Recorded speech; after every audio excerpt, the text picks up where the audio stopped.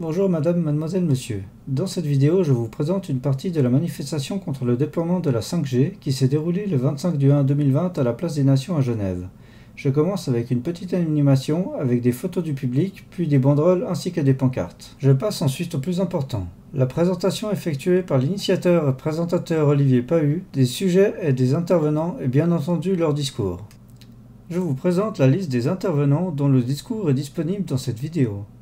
Monsieur Olivier Pahu, Monsieur Alfonso Gomez, conseiller municipal à Genève, Monsieur Bertrand Buck, médecin et député, Madame Tamlyn Schibler-Ullmann, coprésidente de l'association Frequentia, Monsieur Olivier Bodenman, ingénieur expert en champs électromagnétiques, membre du comité de l'association Frequentia et Stop 5G, Madame Camille Seleger, juriste, Monsieur Pierre Bayennet, député au Grand Conseil de Genève, Monsieur Christian De Giorgi, directeur administratif de l'UNESU, Monsieur Charles Simon, représentant principal de l'UNESU, Mademoiselle Célène Pahu, une jeune demoiselle de 11 ans qui se trouve être la fille du présentateur Olivier Pahu, Madame Coco Tache, membre du comité de l'association Frequentia. J'espère avoir prononcé correctement les noms des intervenants. Il y avait encore une autre femme dont je ne me souviens plus du nom. Je tiens à m'excuser pour la coupure soudaine durant le discours de Madame Coco Tache. Malheureusement, je n'avais pas constaté que la batterie était épuisée. Je n'ai pas changé de batterie car les rotations étaient extrêmement rapides. Je m'excuse également pour la dernière personne qui est passée de ne pas avoir revérifié l'état de batterie. Son discours était très dynamique et complet, et je regrette de ne pas l'avoir enregistré. Peut-être le trouverez-vous ailleurs. Certains politiciens, les astronomes professionnels même, qui ont lancé leur propre appel, même les médias commencent à se poser des questions. C'est vous dire si la situation est sans précédent. Oui, car nous vivons réellement un moment charnière dans notre civilisation. L'année passée fut historique, avec le réveil de tous les peuples du monde. Aujourd'hui restera gravé comme date clé dans l'Union internationale des habitants de la Terre. Et la décennie à venir peut rester pour l'éternité comme décisive pour notre humanité, celle à venir. Nous sommes bien plus que des grenouilles et il en tient à nous, ensemble, de sortir de la prison où l'on veut nous enfermer, de sauter hors de la casserole où l'on veut nous cuire, d'utiliser avec discernement les technologies qu'on a voulu nous imposer. Car je le dis, je ne suis pas contre la technologie, mais bien pour la santé, pour l'environnement, pour le respect du vivant, tout simplement pour le bien-être.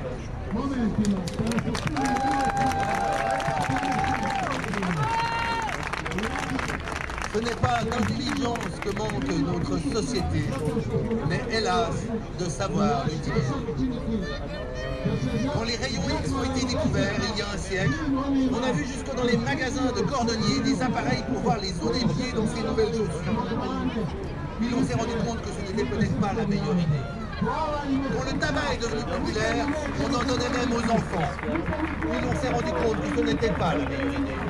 Quand l'amiante a été utilisée, on en a mis absolument partout comme un produit miracle. Puis on s'est rendu compte que ce n'était pas la meilleure idée. À chaque fois, on nous vend le problème, ensuite on nous vend la solution. Le vrai problème n'est pas de trouver la solution. La solution est de trouver le vrai problème. Est-ce que le vrai problème est l'économie qui ne vise que la croissance? Est-ce que le vrai problème est le politique qui refuse d'apprendre de ses erreurs passées? Ou est-ce que le vrai problème n'est pas finalement nous, qui nous sommes laissés faire pendant trop longtemps? Nous savons que la politique couche avec l'économie dans le même lit. Il serait temps que nous les mettions plutôt à table avec nous. Car ensemble, nous pouvons trouver des solutions à notre avenir. Si l'économie a les millions, le politique a la loi, nous avons pour nous l'intelligence collective. Avec l'intelligence collective, une minorité de gens peut réveiller une majorité d'endormis. Avec l'intelligence collective, nous pouvons trouver non seulement les vrais problèmes, mais encore de véritables solutions durables et profitables à tous. Nous sommes la civilisation. Le tout est plus que la somme des parties. En 10 ans, nous pouvons regagner le paradis que nous méritons sur cette planète. En une décennie, nous pouvons accomplir plus qu'en un siècle. En une décade, nous pouvons regagner notre pouvoir, notre souveraineté, notre liberté. Aujourd'hui est le départ non d'un sprint, mais bien d'un marathon. C'est une course d'équipe que nous pouvons entreprendre, où nous devons faire fi de nos différences, de nos divisions, de nos égos, pour aller ensemble vers un objectif commun, où personne ne sera exclu. Nous sommes les médiateurs entre des criminels et des innocents. La 5G est l'huile inattendue qui permet aux engrenages de notre souveraineté de se remettre enfin en fonction. Imaginez ce que nous pouvons accomplir en une seule décennie. Maintenant que vous êtes chaud, démarrons ce marathon, cette course relais où le témoin est aujourd'hui un micro. Nous avons des associations, des médecins, des ingénieurs, même des politiciens qui vont prendre ma place ici, sur l'estrade.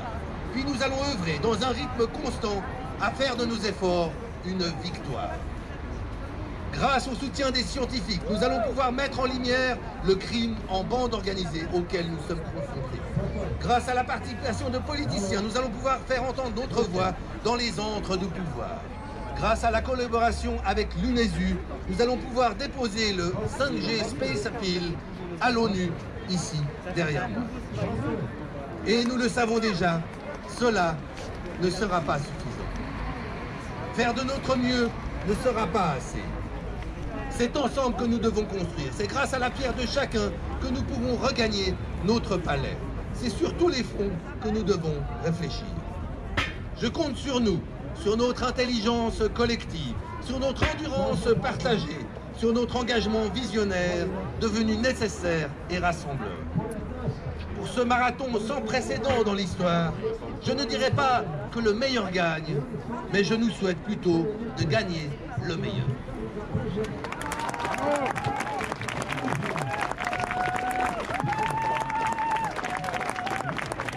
Je vous laisse à présent en compagnie d'orateurs hors pair. Je vous donne personnellement rendez-vous ici même sur la place des Nations devant l'ONU tous les 4 du mois à 18 h. Je cède maintenant la parole à Alfonso Gomez, qui est conseiller municipal à la ville de Genève et qui est candidat au conseil administratif de la ville ou du canton de Genève. De la ville de Genève, voilà. Monsieur Gomez. Des citoyens, mais aussi, puisque ça me concerne, du monde politique, qui commence aujourd'hui à se rendre compte des dangers de la 5G. Évidemment, il y a le risque, et ça on va en parler, le risque qui existe au niveau sanitaire. C'est évident, le principe de précaution, il est bafoué, et il est bafoué. Il y avait une pancarte tout à l'heure, au profit de grandes sociétés. Et ça, c'est déjà aujourd'hui inadmissible. Mais en tant qu'écolo, j'aimerais aussi souligner 2 points qui me semblent extrêmement importants. C'est la pollution que va évidemment provoquer la 5G. Parce que ça va nécessiter l'extraction dans les terres rares de métaux lourds et à nouveau des désastres écologiques. Parce que ça va provoquer une obsolescence programmée de milliards d'appareils. On estime aujourd'hui à 2 milliards le nombre d'appareils qui devront être changés dans un délai extrêmement court. Et puis c'est un désastre écologique, évidemment, par l'énergie que cela va nécessiter. Alors, au nom de la biodiversité, au nom de la protection des citoyennes et des citoyens, nous sommes aujourd'hui engagés dans cette course, dans ce combat du pot de fer contre le pot de terre. C'est des milliards. Les pressions politiques sont invraisemblables et les pressions économiques invraisemblables pour que la 5G aujourd'hui soit installée. Si nous sommes sur un temps d'attente, encore que vous avez vu certainement qu'on commence déjà à préparer la 5G sur notre canton. Si nous sommes sur ce temps de l'attente, c'est grâce au combat des associations, c'est grâce à votre mobilisation. Et ça, c'est le principal message qu'aujourd'hui nous devons transmettre. C'est que c'est vous, avec le monde politique, avec les scientifiques, mais c'est vous qui demain ferez la différence. Il y a des initiatives, il faut continuer à se mobiliser.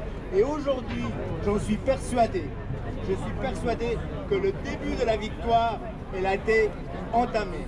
Il y aura une réflexion sur cette question et je suis persuadé que nous réussirons à stopper cette folie qui consiste à vouloir nous inonder de cette technologie qui provoque ce désastre écologique et qui provoque ce désastre sanitaire.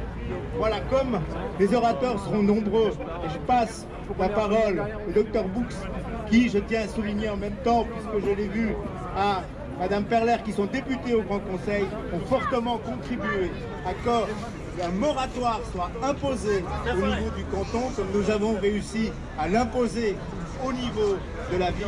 Et maintenant, il faut que ce moratoire soit appliqué de manière sévère. Il faut absolument s'opposer à toute transformation, même pas implantation, des antennes. Là, je vous remercie.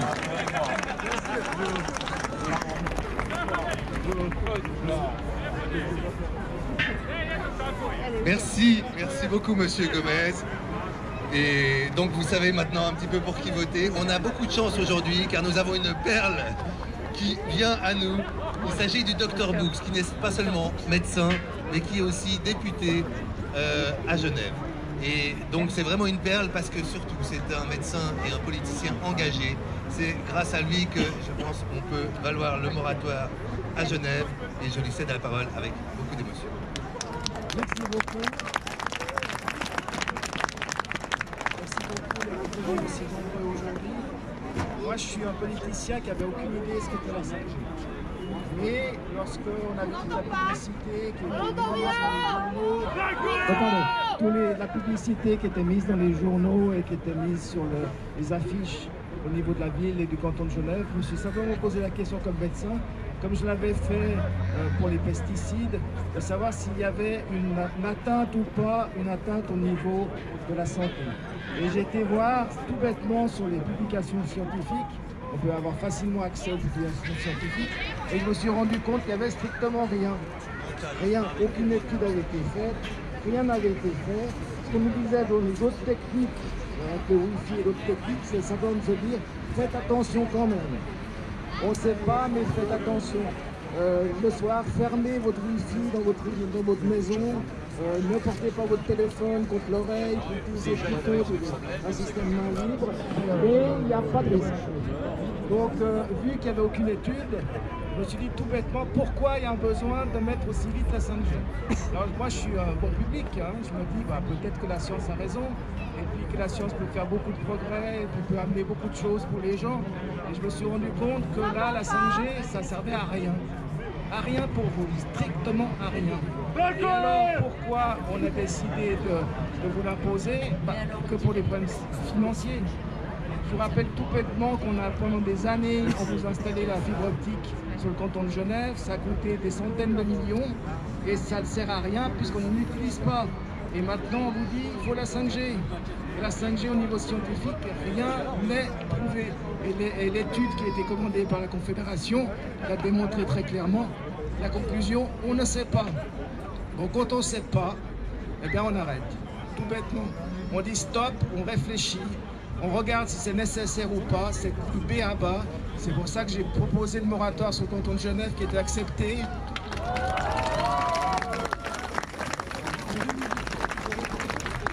Voilà, qui était accepté très facilement par le Grand Conseil. Mais ce moratoire, honnêtement, il ne sert à rien. Il ne sert à rien parce qu'on continue à installer des antennes. On nous raconte qu'on peut simplement bidouiller les antennes qui existent. Et puis c'est bon. Je vous rappelle simplement que la 5G qu'on vous vend actuellement, c'est pas de la 5G, c'est de la 4G+. Mais ce qu'on est en train d'installer, c'est pour mettre vraiment la 5G. Et la 5G, on ne sait pas ce que c'est des ondes qu'on appelle millimétriques, on ne sait pas du tout leur effet sur l'organisme humain. Donc il faut dire non. Et il n'y a que vous qui pouvez dire non. Il n'y a que vous qui pouvez démontrer que vous n'êtes pas d'accord. Parce qu'au niveau politique, les pressions sont tellement fortes au niveau économique que c'est très difficile de faire changer les choses. Donc il faut absolument que le peuple signe les initiatives, fasse voter, et on aura le même résultat qu'on a fait pour le nucléaire, le même résultat qu'on a fait pour les pesticides, qu'on a réussi à mettre dans la Constitution genevoise et leur interdiction. Et c'est simplement par le peuple que ça changera, comme on le fait pour le climat. C'est-à-dire qu'enfin les gens descendent dans la rue, enfin les gens disent qu'ils ne sont plus d'accord. Donc moi, mon discours, je ne vais pas faire un discours scientifique sur la santé, mais sachez qu'on n'a aucune idée sur l'effet sur la santé. Et tant qu'on n'a pas d'études sérieuses qui sont faites, eh bien on doit interdire cette technique et attendre de savoir ce que ça se vaut. On a trop fait ça avec le tabac. Le tabac, c'était très bon pour la santé. C'était excellent pour la santé. Je me rappelle que ma mère fumait une cigarette après chaque repas parce qu'on lui avait dit ça aide à digérer. Donc voilà, fumer, ça vous aide à digérer. Et après, on s'est rendu compte que c'était que de la connerie. Donc après, on nous a fait le même truc pour l'amiante. On a fait la même chose pour les pesticides. On voit que maintenant, on a diminué de 70% le nombre d'insectes, 30% le nombre d'oiseaux. On veut arrêter où? On veut aller où? Ça, quand il y aura... c'est difficile, mais quand il n'y aura plus d'environnement, voilà. Quand il n'y aura plus d'environnement. Donc le but maintenant, c'est de faire un peu comme à Neuchâtel qui interdit les ondes millimétriques sur son canton. Il faut qu'au niveau genevois, nous posions une motion pour interdire les ondes millimétriques sur le canton, puis continuer à vous battre, à vous battre, à vous battre. On sera peut-être 200 aujourd'hui, 1000 la fois suivante et 2000, 4000 dans la rue. On changera si les politiques sentent que derrière il y a des gens comme pour le climat qui ne sont pas d'accord. Je vous remercie.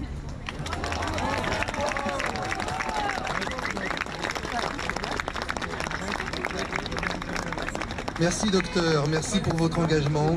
C'est un engagement commun où justement chacun peut apporter sa petite pierre dans son talent et c'est vraiment ensemble que nous pouvons construire le monde que nous méritons. Alors j'ai le grand plaisir d'accueillir une coprésidente d'une association qui s'est créée l'année passée et qui a été un rêve pendant 15 ans pour moi. C'est une association qui a décidé de réunir un peu tout le monde et qui a vraiment une vocation sur tout le territoire national. Et ça c'était l'année passée. Cette année, on est carrément au niveau international avec 36 pays qui participent aujourd'hui. Mais c'est un grand plaisir pour moi que de vous présenter Tamlin Schindler-Ullmann, qui est coprésidente de Frequenza.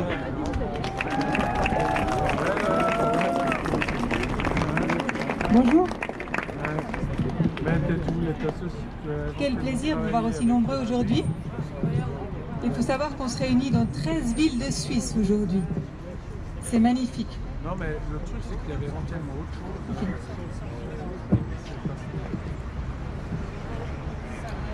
chose. Il y a beaucoup de raisons qui me poussent à me mobiliser contre l'introduction de la 5G. Chacune d'entre elles mériterait un discours à elle toute seule. Il y a les raisons sanitaires, environnementales, sécuritaires, démocratiques, astronomiques / poétiques désormais, parce qu'on ne peut plus regarder les étoiles dans le ciel sans voir passer un chapelet d'antennes 5G, comme ce fut le cas le week-end dernier par-dessus la Suisse. Petite parenthèse sur ces satellites, il y en a actuellement 180 en orbite, 42 000 sont prévus par Elon Musk. Et ça, c'est seulement une des entreprises qui s'attaque à ces satellites. Aujourd'hui, je ne vais par contre pas m'étaler sur toutes ces causes, car les autres intervenants vont le faire. Ce que j'ai envie de vous amener aujourd'hui, c'est de l'espoir. Car la 5G n'est pas une fatalité que nous sommes obligés d'accepter pour pouvoir continuer à communiquer. Il existe des solutions alternatives.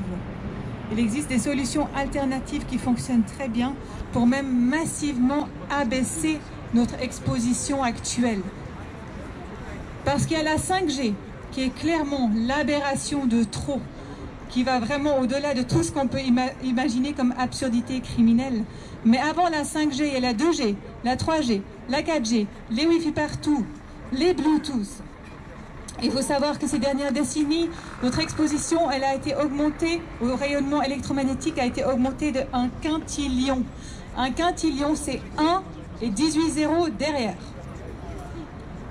Pardon. En parallèle de ça, il y a des milliers d'études indépendantes qui ont démontré les effets néfastes sur la santé des rayonnements électromagnétiques. Parmi ces effets, acouphènes, cancer, troubles de perturbations de l'ADN, attendez, il faut que je regarde quand même un peu, anxiété, troubles cardiaques, baisse de la fertilité, pour ne citer que. Il est entre-temps estimé que 5 à 10% de la population souffre de troubles tangibles liés aux ondes, de façon parfois très sévère. Et ça, c'est ceux qui sont diagnostiqués. Combien de personnes ne savent pas d'où vient leur mal-être ou leur maladie? Voilà, tout ça, c'est sans la 5G. C'est déjà là. C'est sans les 26 000 antennes supplémentaires nécessaires en Suisse pour assurer son déploiement. C'est sans l'augmentation considérable des valeurs limites qui est demandée avec insistance par les opérateurs téléphoniques pour permettre son déploiement sur notre territoire. C'est sans l'introduction des ondes millimétriques de plus de 24 GHz prévues en Suisse dans 3-4 ans, Dixit Swisscom. Les effets dont je vous ai parlé sont observables alors que le projet 5G n'en est qu'à ses tout débuts. Car il faut savoir que la 5G, ce n'est pas juste une nouvelle génération de téléphonie mobile. Le projet 5G s'inscrit dans une reconsidération complète de notre société. Il y a la volonté de connecter à peu près tout ce qui peut être connecté. Il y a la volonté de créer des villes intelligentes, ces fameuses smart cities, où l'être humain n'aura même plus besoin de réfléchir, car ce sera les robots et les appareils qui le feront à sa place. On prévoit jusqu'à 1 million d'objets connectés par kilomètre carré. Je ne vous dis pas le bain d'ondes, la surconsommation énergétique et la surconsommation des ressources que ça va engendrer. Ou encore la perte totale de notre liberté, comme nos moindres faits et gestes pourront alors être surveillés. Je m'emporte et je m'égare. Je pourrais dire tant de choses sur ce merveilleux projet de la 5G. Mais ce que j'ai envie de vous dire, et c'est ce pourquoi nous nous mobilisons chez Frequentia, c'est que des solutions alternatives existent. Au niveau personnel, on peut déjà chacun faire plein de choses pour baisser notre exposition. C'est-à-dire se connecter par câble chez soi, avoir un téléphone filaire chez soi, utiliser son téléphone portable avec conscience en le mettant sur mode avion dès que possible, utiliser des écouteurs avec câble, bien évidemment, surtout pas les AirPods sans fil qu'on voit partout, qui vous envoient 3-4 volts par mètre juste à côté de votre cerveau. Voilà. Bien sûr, ces mesures, je peux partager volontiers mes astuces si vous voulez m'en parler après. Bien sûr, toutes ces mesures personnelles ne vont servir à rien avec la 5G, parce qu'avec la 5G, on a prévu d'exposer la moindre parcelle de la Terre. Donc, il faut se mobiliser contre son implantation. Nous revendiquons qu'au lieu de massivement augmenter les valeurs limites, on profite justement du débat autour de la 5G pour reconsidérer en profondeur la couverture réseau. N'y a-t-il pas d'autre solution? Et moi, je vais vous dire, oui, il y en a. On peut faire différemment. En 2 mots, je vais essayer de vous expliquer de la façon la plus simple possible les solutions qui s'offrent à nous et qu'on va défendre chez Frequentia. Il faut savoir que 80% des communications mobiles se font à l'intérieur des bâtiments. 80%. Ces communications mobiles sont desservies par des antennes situées à l'extérieur des bâtiments. Ce serait comme de lire un livre à l'intérieur avec un réverbère dans la rue. Pour pouvoir avoir ces communications, les antennes doivent rayonner très fort parce qu'elles doivent aller dans les moindres recoins. Et les téléphones portables rayonnent d'autant plus fort si les antennes sont éloignées. Avec la 5G millimétrique qui est prévue, ça sera encore pire parce que bien qu'elle ait une très grande puissance, elle a une faible portée. C'est pour ça qu'on dit qu'il faudra une antenne sur chaque lampadaire. Et pourtant, ce serait vraiment très simple de faire autrement et même beaucoup mieux. Il suffirait de desservir l'intérieur des bâtiments avec la fibre optique. Et ça, c'est même prévu pour 2021. Dixit encore Swisscom. Toutes les communes de Suisse seront desservies avec la fibre optique. À partir du moment où on aura cette possibilité-là, pourquoi ne pas desservir l'intérieur des maisons par fibre optique? Les personnes qui ne souhaitent pas être irradiées de force pourront se connecter par câble. Les personnes qui veulent continuer à utiliser des appareils mobiles pourront utiliser des systèmes à très faible rayonnement chez eux. Des systèmes qui pourront bien sûr être éteints quand ils ne sont pas utilisés.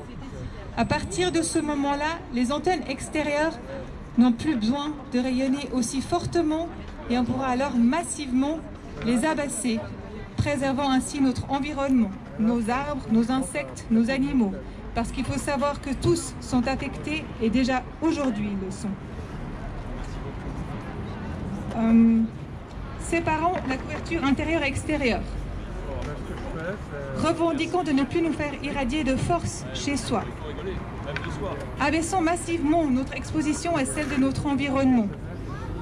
Dans les semaines qui viennent, Frequentia va déposer une initiative populaire qui va dans ce sens, afin d'amener un changement radical de la conception de la couverture du réseau mobile, afin de protéger l'humain et l'environnement. Nous allons vraiment avoir besoin de chacun et de chacune d'entre vous, sans exception. Nous voulons montrer un signe très très fort, que c'est autre chose que nous voulons pour notre avenir et surtout que c'est possible. J'ai amené ici des feuilles blanches, vous en trouvez sur la table ici et là. Vous pourrez nous laisser vos coordonnées pour qu'on puisse vous contacter pour organiser les récoltes de signatures pour notre initiative. Notre but, c'est de frapper fort au moment où elles seront là pour vraiment montrer à nos autorités fédérales que c'est autre chose que nous voulons. Nous avons besoin de tout le monde. Et ensemble, je suis absolument convaincue que c'est possible. Si chacun fait sa part, c'est possible. Merci beaucoup de votre attention.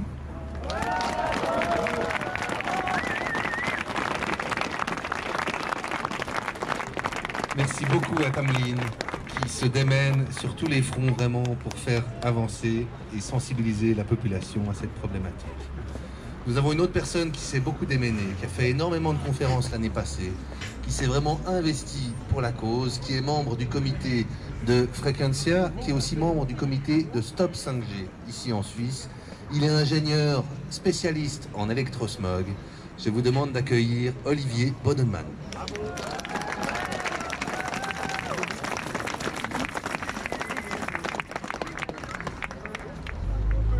Voilà, bonjour.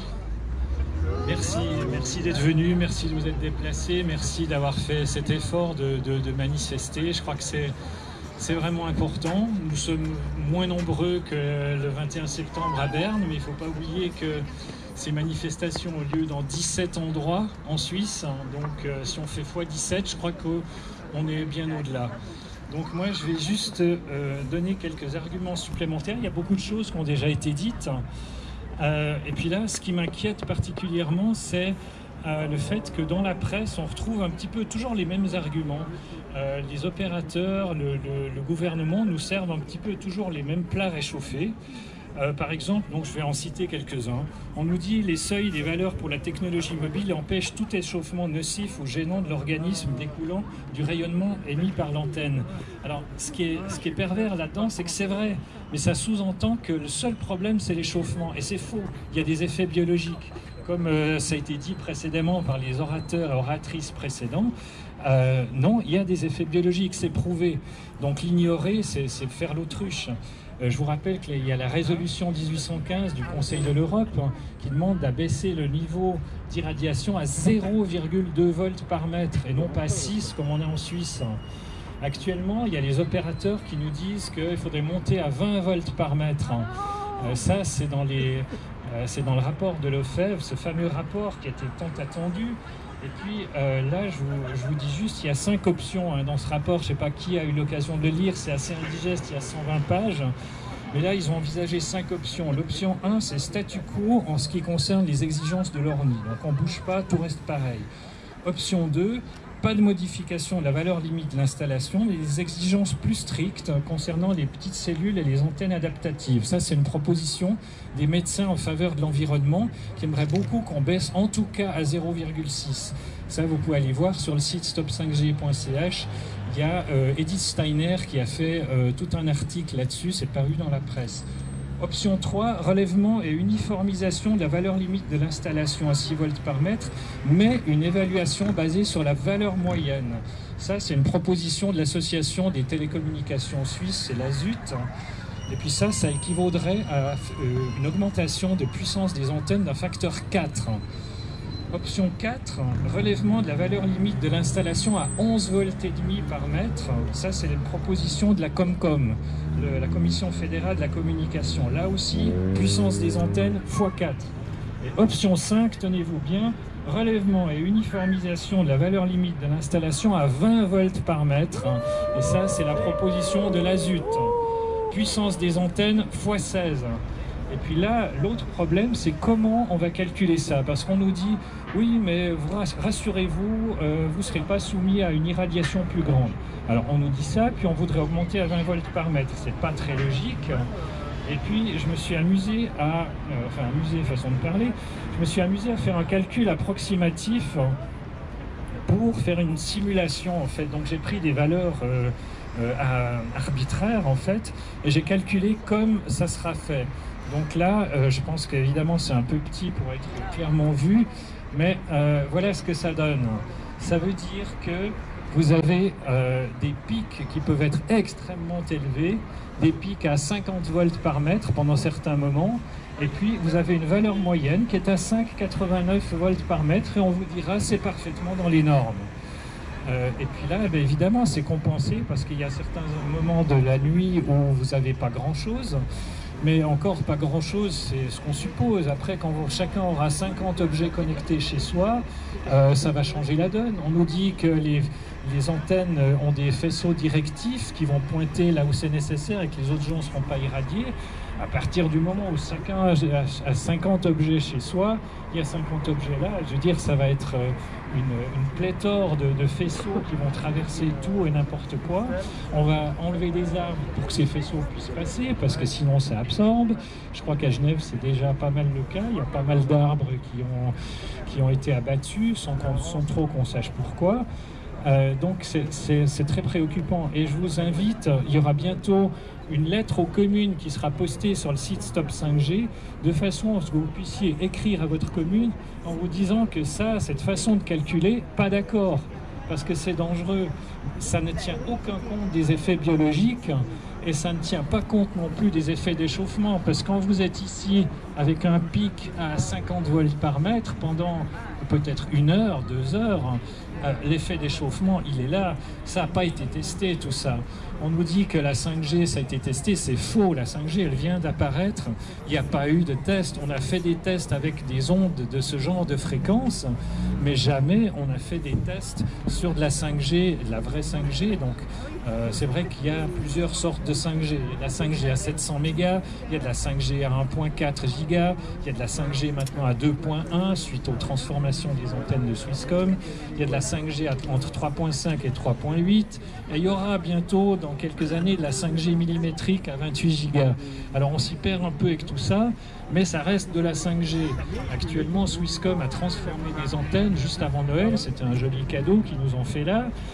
Ils ont transformé des antennes 3G en 5G.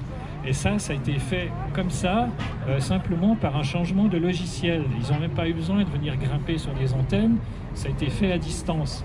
Mais c'est des antennes 5G qui émettent aux fréquences 3G, 2.1 GHz, avec la puissance des antennes 3G, sans faisceau directif. Donc là, j'aimerais bien savoir s'il y a parmi nous des gens qui ressentent des effets différents de ce qu'ils sentaient avant.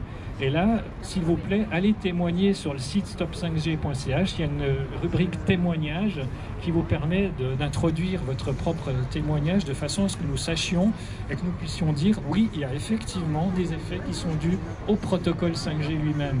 Parce qu'on vous raconte, c'est pas vrai. Les opérateurs, ils vous disent oui, mais c'est les mêmes fréquences, donc on s'attend aux mêmes effets.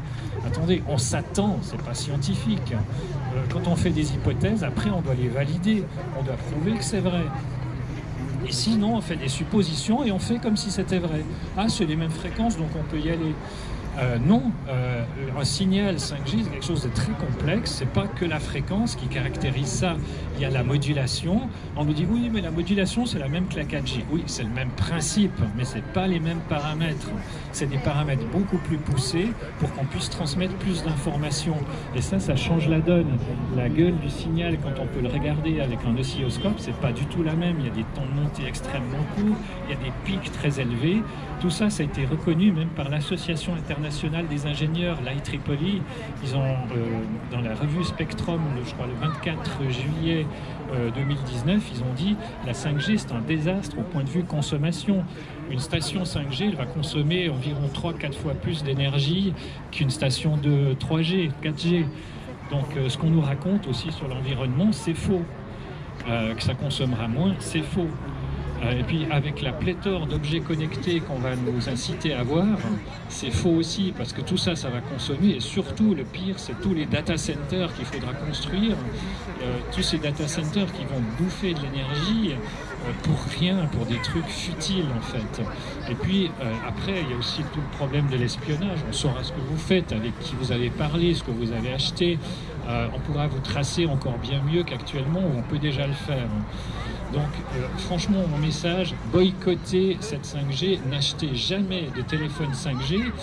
Je ne peux pas vous dire n'achetez pas de téléphone portable, c'est vrai que ça fait vraiment partie de la vie maintenant, c'est assez difficile de s'en passer quand tout le monde en a un. On peut le faire, il y a des gens, je connais des gens qui l'ont fait. J'avoue que je ne l'ai pas fait, moi j'ai un téléphone que j'utilise en 3G, il est très souvent en mode avion. De temps en temps, je l'allume pour récupérer des données. Je réponds offline. On peut l'utiliser de manière connectée avec un câble. Oui, c'est possible. Tout ça, c'est faisable, mais il faut juste avoir la volonté de le faire. Et puis surtout, ne pas acheter de téléphone 5G, ne pas acheter d'objets connectés 5G. Avoir des testeurs pour vérifier qu'il n'y a pas de radiation chez vous. S'il y a des radiations suite à l'achat d'un nouvel appareil, vous le ramenez au magasin, vous dites désolé, il émet. Soit vous me le configurez pour qu'il émette pas, ou j'en veux pas. Voilà, donc il y a vraiment moyen de faire quelque chose. J'ai une compagne qui est intolérante aux ondes, donc je sais de quoi je parle. Je voulais juste dire un mot en faveur des peut-être 800 000 personnes qui sont intolérantes aux ondes en Suisse. Honneur à eux, ils ne sont pas ici. Mon amie, elle est venue tout à l'heure, elle a dû repartir parce qu'il y a trop d'irradiation ici. Voilà, c'est comme ça. Ces gens, souvent, ils sont cloîtrés chez eux, ils n'osent pas sortir, ils ne peuvent pas aller au cinéma, ils ne peuvent pas aller au restaurant, ou alors ils doivent faire comme elle fait. Donc, il faut viser les séances où il y a peu de monde au cinéma. Il faut aller dans les restaurants quand c'est pas l'heure de pointe, quand il y a peu de monde. On ne prend plus le train parce qu'il y a beaucoup trop d'irradiation dans les trains. Maintenant, même les bus ont du Wi-Fi, les avions ont du Wi-Fi, donc on ne prend plus le bus. On évite de prendre l'avion aussi. Bon, il y a plein d'autres raisons aussi pour éviter de le faire. Même sur la route, on est aussi irradié. Il y a des antennes un peu tout le long de l'autoroute, donc il faut prendre d'autres routes. C'est compliqué la vie d'une personne électrosensible. Alors voilà, je voulais juste faire un rappel pour ces gens-là. N'oubliez pas que vous ne les voyez pas forcément, ils ne sortent pas tous avec des tenues de protection. Et puis il y a des gens qui souffrent en silence, ils disent rien. Il y en a qui ne peuvent plus travailler. Voilà, on n'en tient aucun compte. Merci de votre attention.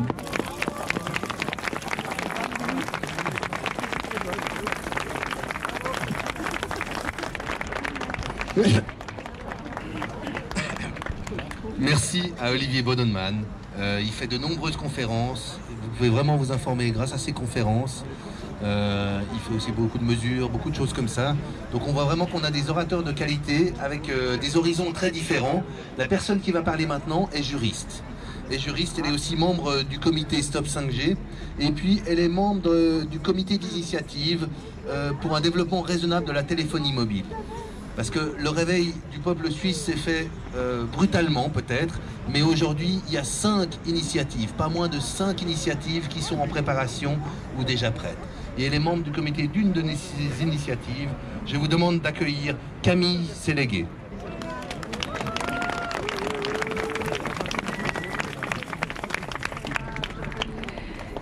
Chers amis, chers soutiens, je suis heureuse d'être avec vous aujourd'hui, bravant le froid, pour montrer l'ampleur de notre mobilisation contre le développement du réseau de téléphonie mobile à la 5G.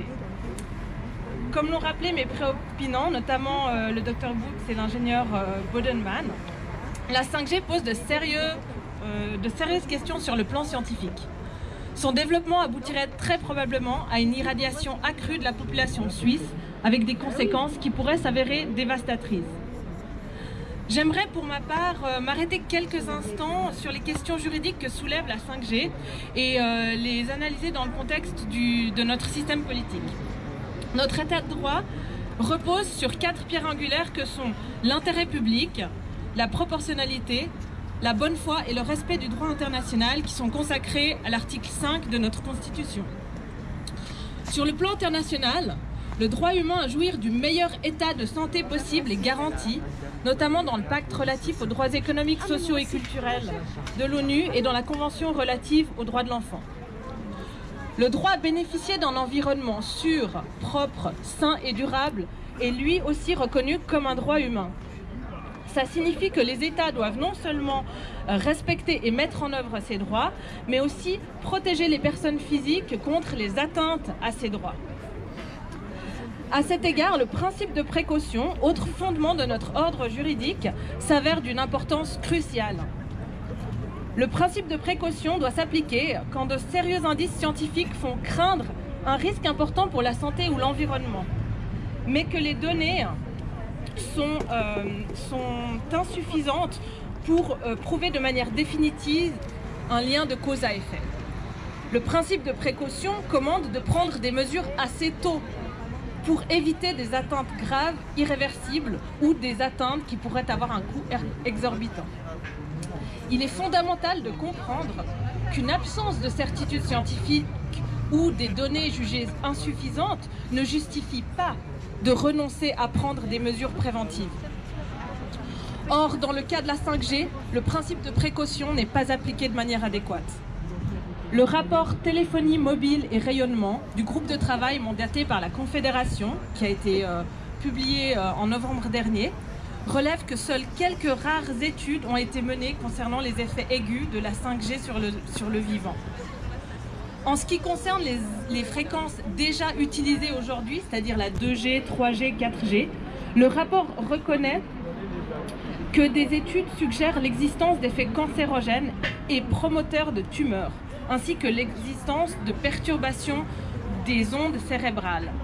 Tandis que la pratique médicale met en évidence de manière plausible des cas d'électro-hypersensibilité dont vient de parler Olivier Bodenman.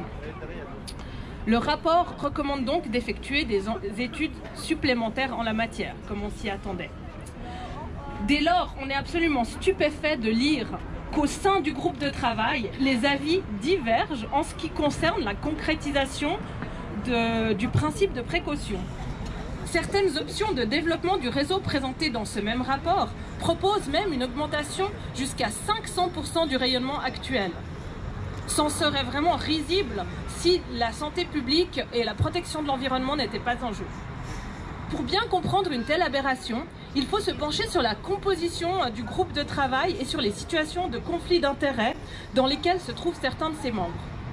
Pour rappel, un conflit d'intérêts existe lorsque, dans le cadre d'un mandat public, une personne ou une institution voit l'intérêt public qu'elle est censée défendre entrer en conflit avec des intérêts privés auxquels elle est liée. Or, dans le cas d'espèce, le groupe de travail mandaté par la Confédération pour rédiger le rapport inclut 4 représentants de l'industrie des télécoms sur 21 membres, alors que dans le même temps, il ne comporte que 2 médecins. La voix de l'industrie y a donc pesé 2 fois plus que celle du corps médical. Cette situation ubuesque a certainement porté un grave préjudice à la prise en compte de l'intérêt public, qui devrait pourtant toujours primer sur celle des intérêts, les intérêts privés. Il est par ailleurs légitime de se demander si le principe constitutionnel de la bonne foi dont j'ai parlé et qui doit régir l'action des organes de l'État a été respecté. Il apparaît en effet évident qu'avec une telle composition du groupe de travail, les dés étaient en quelque sorte pipés dès le départ. Enfin, j'aimerais m'arrêter brièvement sur les aspects de responsabilité civile. Les coûts collatéraux à la mise sur le marché d'une nouvelle technologie potentiellement dangereuse sont difficilement estimables et ils pourraient s'avérer très lourds. Toutefois, le rapport du groupe de travail ne détaille pas les mécanismes qui devraient s'appliquer à la prise en charge de ces dommages liés à la 5G, ce qui fait craindre que ces dommages, s'ils étaient avérés, ne soient finalement assumés par la collectivité. Je finirai en citant le préambule de notre Constitution qui dit que la force de la communauté se mesure au bien-être du plus faible de ses membres. Il est du devoir de l'État de protéger nos droits. C'est même sa raison d'exister. Alors exigeons cette protection. Voilà, juste pour vous informer également que nous allons prochainement lancer une initiative fédérale, donc comme l'a annoncé Olivier Pahu, qui non seulement demande un moratoire de 5 ans sur la 5G, mais qui demande également un abaissement des valeurs d'émission actuelles afin de respecter le principe de précaution et de protéger la santé humaine. Et enfin, notre initiative demande également que la population soit informée des moyens de se protéger du rayonnement non ionisant. Elle impose en effet un devoir d'informer à la Confédération. Donc je vous invite à visiter notre site initiative-5g.ch et je vous remercie beaucoup.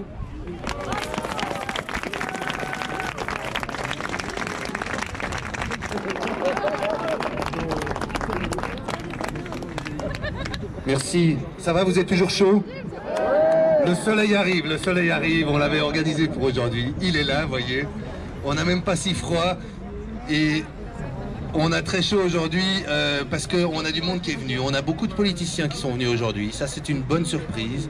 Et il y en a un qui a accepté de parler spontanément. Il est député au Grand Conseil de Genève pour Ensemble à Gauche. J'ai l'honneur de vous présenter Monsieur Pierre Bayonnet.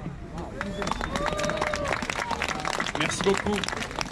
Est-ce que quelqu'un ici pourrait m'expliquer à quoi sert la 5G? Ah, j'entends quelqu'un qui dit à rien du tout. En fait, ça sert, c'est très utile. Ça va permettre à Huawei, à Samsung et à Apple de vendre plein de nouveaux téléphones portables. Et on devra jeter tous nos vieux téléphones portables à la poubelle. Et voilà, on va gagner de l'argent grâce à la 5G. Bravo, c'est super la 5G. Plus de téléphones, plus de déchets, plus de pollution. En fait, en résumé, c'est un peu ça.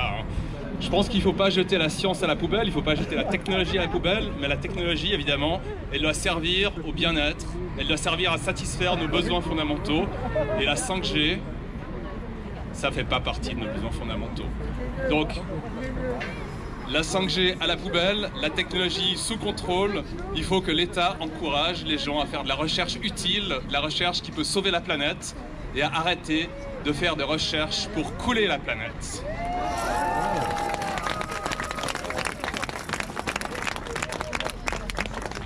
Je crois que vous avez eu assez de discours, alors j'arrête là. Merci.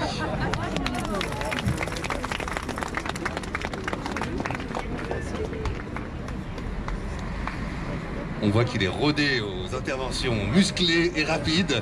Merci Monsieur Bayonnet pour votre intervention.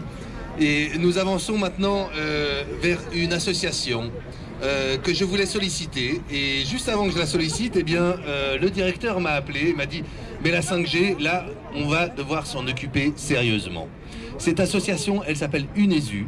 Elle est accréditée à l'ONU. Et grâce à eux, déjà l'année passée, grâce à notre ami Gérard et voilà, qui sont là, les Gilets jaunes, on a pu déjà déposer un dossier à l'ONU. Et là, il va pouvoir dire un petit mot sur ce qu'il compte faire avec cet appel 5G de l'espace et puis également une pétition qui est adressée à l'OMS. Je vous prie d'accueillir le directeur de l'UNESU, M. Christian de Georgie, et le représentant de l'UNESU, M. Charles Simon.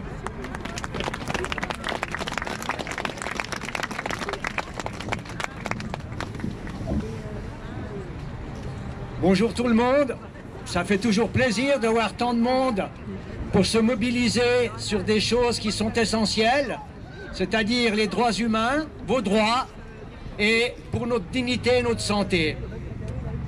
Alors Pierre a parlé de nos téléphones portables. Il y a une personnalité que vous connaissez tous et qui nous suit, avec lequel nous travaillons à l'ONU, parce que nous sommes un relais de la société civile à l'ONU, juste là derrière vous, et un peu plus loin avec le Haut Commissariat aux droits de l'homme. Nous servons en fait à relayer vos souhaits, vos engagements et ce que vous voulez pour vous-même, sans passer forcément par le monde politique, puisque le monde politique, à part peut-être Pierre qui va changer les choses d'ici quelque temps s'il est élu, mais le monde politique en fait c'est plutôt un monde de criminels, vraiment de criminels, qui ne pensent ni à notre santé ni à notre dignité. Ils ne pensent qu'à votre bulletin de vote et lorsqu'ils sont élus, ils ne s'occupent plus de nos affaires, de vos affaires. Notre rôle, nous, à l'ONU, c'est justement de vous relayer et de participer en fait à faire valoir vos droits sur le plan politique, sur le plan international et aussi local. La personne dont je vous parlais, c'est Jean Ziegler. Jean Ziegler n'a pas de téléphone portable. Pas parce qu'il lutte contre la 5G, mais uniquement parce que pour avoir un téléphone portable et faire marcher la 5G, eh ben, il faut qu'il y ait des enfants de 10-12 ans qui aillent dans les mines chercher le coltan qui font fonctionner vos téléphones portables. Voilà pourquoi Jean Ziegler, il n'est pas là aujourd'hui, mais n'a pas de téléphone portable. Sachez aussi que l'ONU, qui est devant vous, a pris position pour la 5G. Bon, c'est samedi, il n'y a plus grand monde là-bas dedans, donc il aurait fallu venir lundi. Voilà. Et les grilles sont fermées, on ne peut pas y rentrer. Donc, oui, l'ONU, M. Gutiérrez et ceux et celles qui l'ont précédé ont travaillé pour les objectifs du développement durable qui participent en fait aux travaux de l'ONU actuellement. M. Gutiérrez nous parle du climat, nous parle de l'environnement, nous dit qu'il faut absolument faire quelque chose parce que c'est urgent de faire quelque chose, mais par contre, il n'a rien contre le fait que l'ONU préconise le fait que tout le monde utilise la 5G, voire même la 6G, parce que je crois, sauf erreur, qu'en Chine, ils sont déjà à la 6G. Donc, quelqu'un a parlé du principe de précaution, et c'est vrai qu'il s'agit aujourd'hui de le mettre en avant. Ici, apparemment, nous sommes tous contre la 5G. Mais en fait, il faut savoir et connaître les inconvénients de cette 5G. Et en fait, le problème, ce ne sont pas les sauges que nous inventons, mais les abus qu'on en fait qui créent des problèmes. En fait, la 5G, c'est un symptôme sociétal, et Pierre Beuyenel nous l'a bien exprimé à sa manière.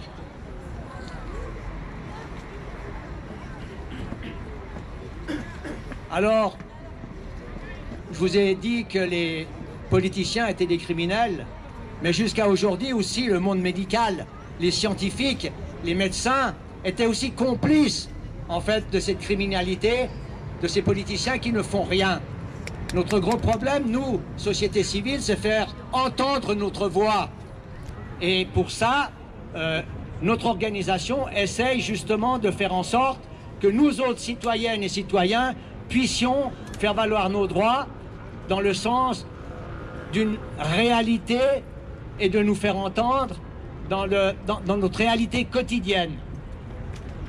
Nous sommes en relais, mais vous êtes aussi un relais, donc de venir manifester ici, ça nous permet à nous ensuite d'avoir le courage et la volonté de faire suivre vos revendications.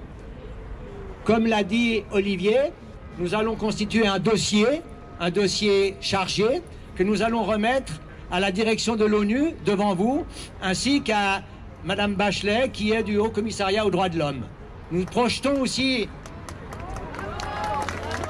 d'organiser, je pense, avant l'été, lors d'un conseil des droits de l'homme, probablement un colloque ou un panel où on invitera des scientifiques, des médecins à venir parler à l'ONU du problème de la 5G, puisque l'État onusien est pour la 5G. Donc, faire en sorte que M. Gutiérrez, qu'on va peut-être, on va essayer de l'inviter, mais bon, le problème c'est que, comme vous, citoyens, et nous, représentants de la société civile à l'ONU, nous sommes vraiment devant une forme de dictat et on nous entend très peu. En fait, on sert souvent d'alibi et plus il y aura des citoyennes et des citoyens derrière nous qui voudront vraiment faire changer les choses, plus nous arriverons en fait à faire valoir nos droits. Donc en fait, nous allons tirer la sonnette d'alarme auprès du Haut Commissariat aux droits de l'homme, auprès de l'OMS aussi, qui doit être investi aussi de cette affaire, et devant vous avec les Nations Unies. Voilà ce que j'avais à vous dire. Je voulais aussi vous dire que, bon, au niveau politique, on crée des moratoires, mais en fait, un moratoire, c'est juste reculer un peu, non pas pour mieux sauter, mais pour mieux, pendant un langage tribal, nous sauter. Voilà, merci de m'avoir écouté.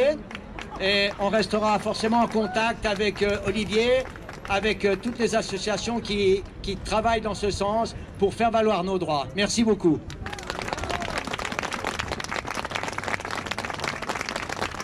Alors bonjour, merci d'être là, nombreux comme le disait Christian à l'instant.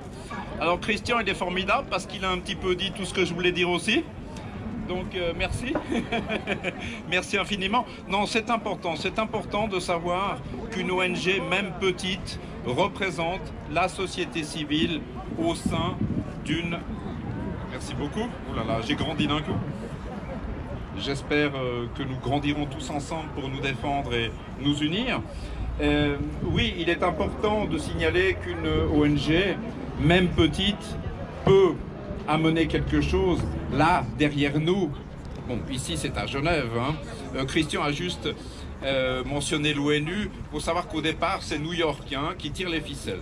Et à New York, ils ont dit la 5G, oui, génial, c'est super, on va faire la fête ensemble. Donc, à partir du moment où New York a dit oui, Genève a relayé l'info en disant oui. C'est presque un automatisme.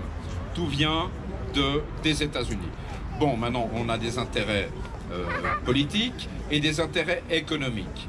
Nous venons, nous, défendre les citoyens pour leur intégrité, dans leur intégrité.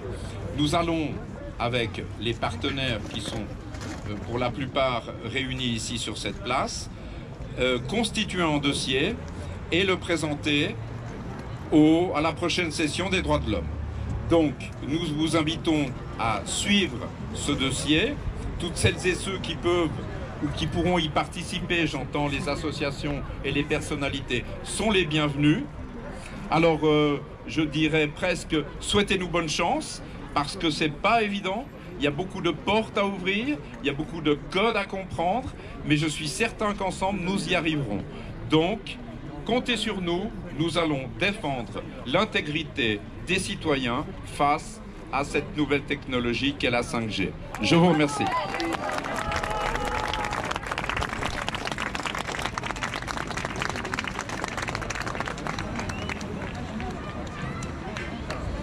Voilà, ça fait vraiment plaisir de voir autant de monde ici. Je vois que vous êtes chaud, c'est bien, hein. On a aussi beaucoup de monde sur scène. Il y a encore une dernière intervention. Et puis après, on pourra aussi échanger nos idées, y parler, connaître, se rencontrer. Car c'est aussi ça l'intérêt de se rencontrer en physique, pour de vrai. C'est vraiment de pouvoir faire connaissance. Et avant cette dernière intervention, j'aimerais quand même donner la parole à quelqu'un pour qui nous faisons tout ce travail. Et cette personne, elle s'appelle Célène. Elle a 11 ans. Et je vous demande de l'écouter maintenant un petit moment.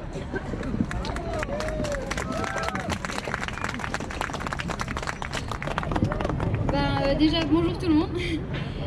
J'aimerais bien commencer par quelque chose de positif pour la 5G. C'est qu'au moins, payer chaque mois vos assurances maladie, ça va enfin servir à quelque chose.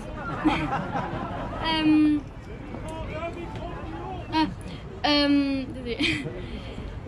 La 5G, c'est un problème qui nous concerne tous. Si maintenant on commence à installer des antennes partout, déjà ça gâche le paysage et puis ça rend les gens, ça les rend malades, ça détruit l'environnement.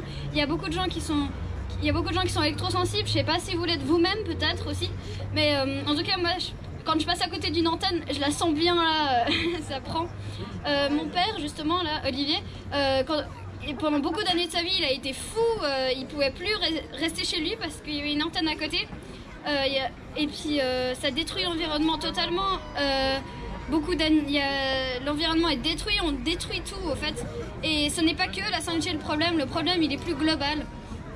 Et puis c'est pas juste en restant à glander sur la place des nations qu'on va changer quelque chose. Pour changer les choses, faut vraiment forcer, faut aller sur tous les fronts, faut que tout le monde se mobilise, enfin voilà. Et le problème c'est que les gens n'arrivent pas à bouger, les gens ils sont bien chez eux avec leur petite télé à regarder n'importe quoi et puis à manger de la malbouffe, voilà. Et donc qu'est-ce qu'il y a à faire au fait contre tout ça? qu'est-ce qu'il y a à faire contre toute cette société qui va plus. On détruit l'environnement, on détruit le climat, on détruit les gens, les gens sont malades. À votre avis, pourquoi il y a autant de personnes qui ont des cancers, des maladies du cerveau, des maladies diabète et tout ça? C'est pas pour rien que tout ça se passe comme ça, et puis c'est pas en restant assis dans nos fauteuils qu'on va changer quelque chose. Donc voilà, je vous invite à tous qu'on se lève, et puis on est unis dans la lutte, puis voilà.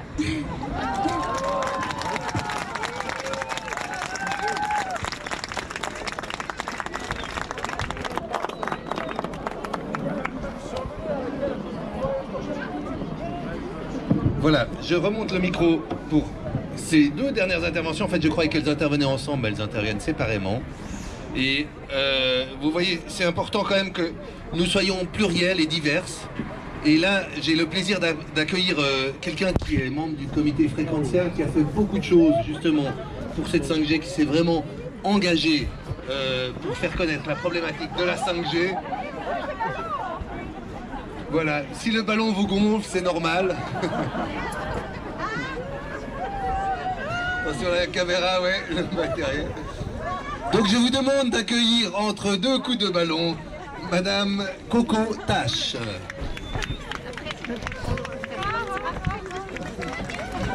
Bonjour tout le monde, vous avez chaud? Génial, merci beaucoup Célène, merci beaucoup tous, je trouve ceci incroyable, l'engouement, et puis en fait tous les speakers qui, voilà, c'est tellement beau tout ce qu'ils disent. Et puis en fait nous les citoyennes et les citoyens, on a tellement de choses à faire, mais surtout on a besoin de courage, on a besoin en fait de montrer notre force, on a besoin de changer le monde, et puis en fait on a besoin de signer tout ça, on a besoin de se mobiliser, chacun, chacune, on est tous tellement importants. Donc ça c'est super important de le savoir. Il est où ce ballon? Oh là là. Ah là là là là. Ouais, on va parcourir le monde. C'est parti, c'est magnifique. Alors, donc voilà, je lis un peu, hein, je suis désolée, mais voilà, en fait la 5G a vraiment comme but de nous contrôler. Et en fait, ce sera vraiment possible tout grâce à tous ces milliers. Ouais, attention, la caméra. Attention à la caméra. On est calme là, notre smiley.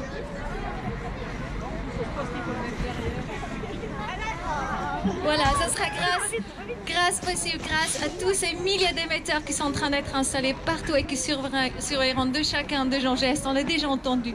Donc boycottons les produits 5G, signons les pétitions, les initiatives, informons nos voisins, tous ceux qui nous tiennent à cœur des dangers de cette 5G. Et commandons et diffusons des flyers, prenons-la, vraiment diffusons-la partout, vraiment informer les gens dans les bus, dans les trams, etc. Non, on n'a vraiment pas besoin de faire des études pour comprendre la 5G nuit grave à notre santé. Le cas de cancer du cerveau, de burn-out, de fatigue explose. Juste à côté, au Jura, aux alentours de Rousse, 10 enfants entre 6 et 13 ans ont été atteints d'un cancer en 2019. Le Juif n'a jamais vu autant de cas d'adolescents entre 17 et 20 ans atteints de cancer du cerveau. Et cela avant même le déploiement de la 5G. Chères citoyennes, chers citoyens, pensez aussi aux autres quand nous téléphonons sur une place, dans le tram, dans le bus, à la maison. Les rayons qu'émettent nos appareils ne s'arrêtent devant rien ni personne. Connectons-nous donc toujours avec précaution, bannissons les Wi-Fi des écoles, battons-nous contre les antennes, refusons la 5G, disons non à une augmentation de valeur limite et oui à la fibre optique. Nous les humains sommes incroyables, ingénieux, vous vous rendez compte, comme chacun de nous, si on est dans notre potentiel, ce qu'on arrive à faire. Chacun, si vraiment on touche à notre cœur et à nos dons et nos talents, on est incroyable, une personne, tout ce qu'on arrive à faire, et tous réunis. Mais croyons-nous, on est tellement incroyable. Voilà, juste aux États-Unis.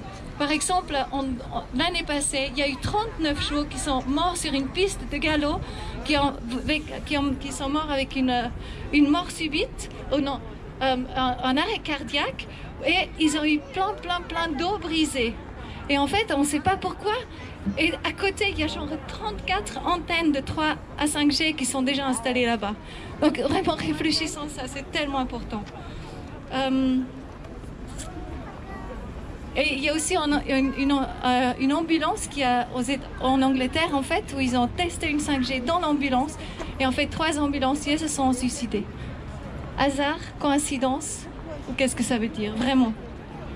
Et puis la nature. On parle de changement climatique. Mais qui parle de ces ondes?